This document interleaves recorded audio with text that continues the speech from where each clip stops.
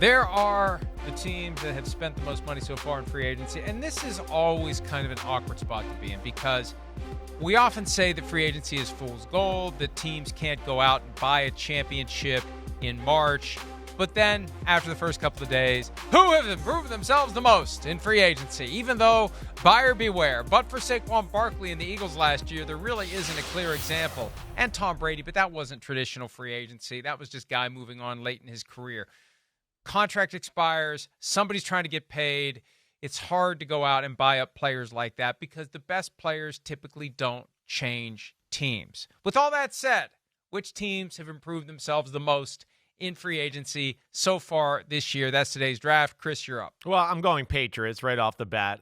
Yes, I mean, one, getting Milton Williams, who was the marquee defensive lineman for the Philadelphia Eagles in free agency.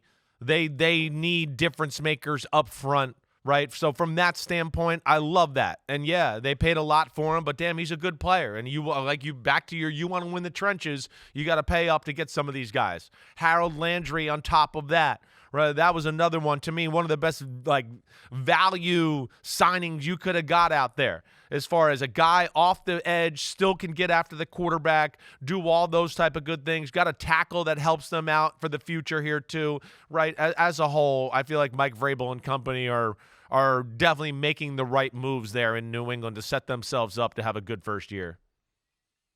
Carlton Davis too. Forgot about him too.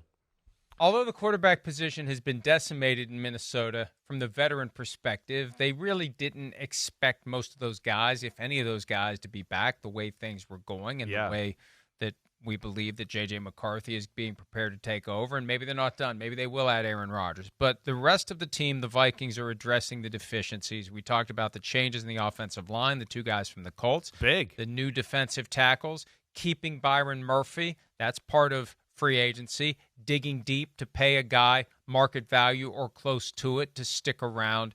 The Isaiah Rodgers, you talked about him the other day. He's one of the guys from Philadelphia that they can't pay because they've got Quinyon Mitchell and Cooper DeJean on rookie contracts, and those guys are becoming the core of the position. So they're doing what they have to do to try to close the gap. It's closing gaps. And the Vikings gap, if J.J. McCarthy can play, you alluded to this earlier, because maybe they go with Aaron. I can't even bring myself to finish the sentence. But if McCarthy can come in and play right away, if Kevin O'Connell can coach him up and scheme up the plays, and he's got Justin Jefferson and Jordan Addison and T.J. Hawkins to catch the passes, they're not that far off. They are not the Eagles. They're not the Lions. But they're not that far off. No, they closed some gaps, as you just talked about in the last segment. They closed a little gap with getting those two defensive tackles, getting a better interior offensive line. I think it does improve them. Now, yeah, it's just going to be the quarterback situation that we talk about altogether. But, yeah, I hear you. I like the moves a lot. I'm with you 100%. Minnesota's doing good things. We'll see if they make, one more move. We'll see. And then we'll just talk about that to start every show from here to the rest of the season. Great. Okay. I'm going to stay in the NFC North and go with the Bears. I know we talked about them a lot the other day, but it's still what they've done, how they've improved their football team. Right back to the same conversation we're having. Trenches.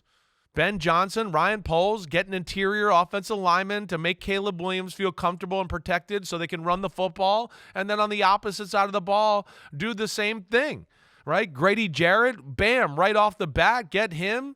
He's still got a little wear and tear left on his tires. And then Odeyingbo from the Indianapolis Colts, a great versatile defensive lineman who's, can play the edge, can play a little D-tackle, do that. So I've liked what the Bears have done so far.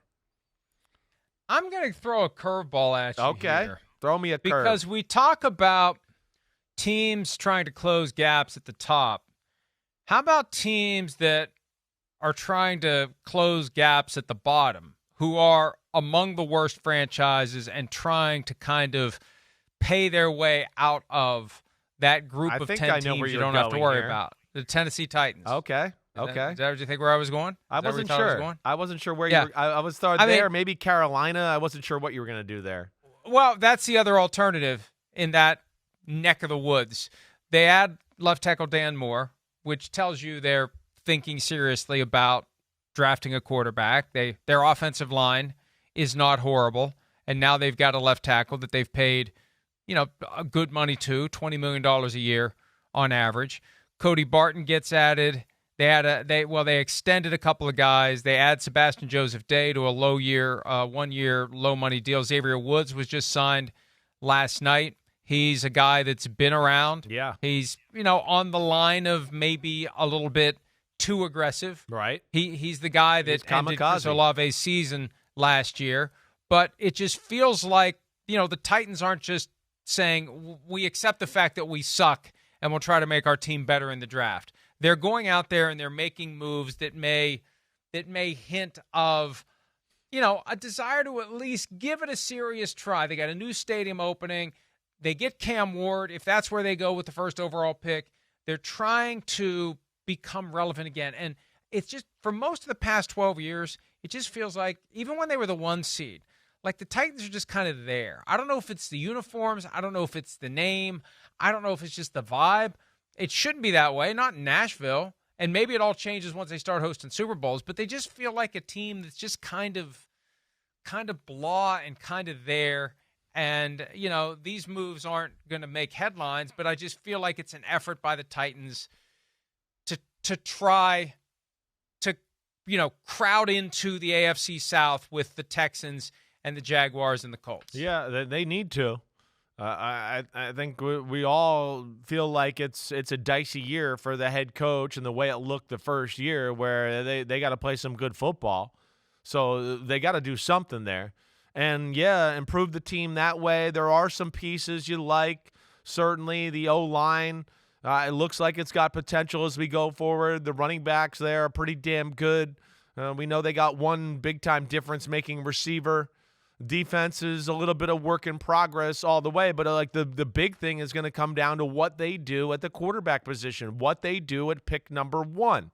And that's what we're going to watch here as we go forward. I get the feeling right now, because we didn't hear them talk about free agency quarterbacks or anybody of the marquee names, which leads me to believe nobody. Right. Nobody. Which leads me to believe that they've seen what I've seen, where they're going, wait, Cam Ward's damn good. He's worthy of the number 1 pick. We don't want any of the other guys. We're going to stay right at number 1 and take him as our next quarterback. And that's what do they do with Levis if that's the case? I don't want to get off topic. Yeah, no, but it's all right. Let's go off topic. Yeah. Like, if they take Cam Ward, is Levis just gone? Is he an alternative for one of these other teams? He might be. Now, Levis, I don't think anybody's going to bring him in to be a starting quarterback anywhere. Right? That's the big thing. And Levis is going to be the big thing he's going to have an issue with here, and we'll continue the rest of the draft after the commercial break because we got 1 minute here. But it's like his team's going to trust him to be the backup. Because we got to a point last year where, and the year before it a little bit, where it's like the turnovers aren't bad. It's like, what? Like, that's maybe one of the dumbest ones I've ever seen in my life.